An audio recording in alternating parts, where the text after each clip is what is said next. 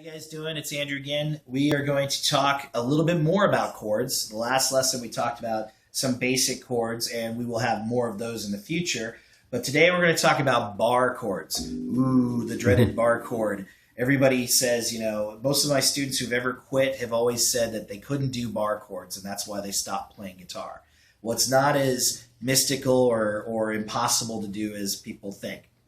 Let me show you one. We talked about the E chord in the last lesson, which was this one right here.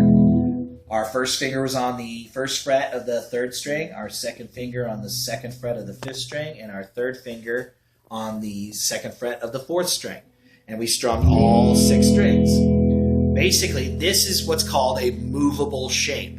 This shape right here will move up and down the fretboard in different positions. And with a simple bar, which I'll explain in a second, we put our first finger down as a bar to kind of move the nut down and shorten the length of the neck.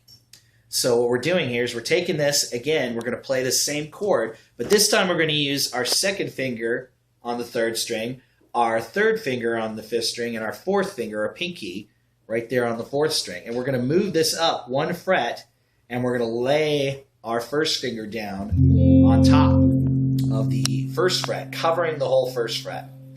And the focus on this is that for the high 2 strings, the first 2 strings to sound out with our first finger, and this low string, the 6th string, to sound out with our first finger. Those are sounding out good. The rest of the strings are covered by this chord form. We moved it up 1 fret, so now what we have is an F chord because the very first fret is the F. We move it up 2 more frets, that's a G chord, very similar to this chord, this G. Now we're playing it like this with the B, but you notice we still have this E shape involved in the chord. This is the E form, so this would be called a G chord with the E form bar chord. If we move it up 2 more frets, it's now the A chord. 2 more frets, the B chord. Again, still the same exact shape. That's how bar chords work. Bar chords are basically just taking a shape that you would play in the open position and moving it up however many frets you want to go. And it now is a different chord, yet still the same shape. So as you see, bar chords are a little bit easier than everybody makes them out to be. So there you go.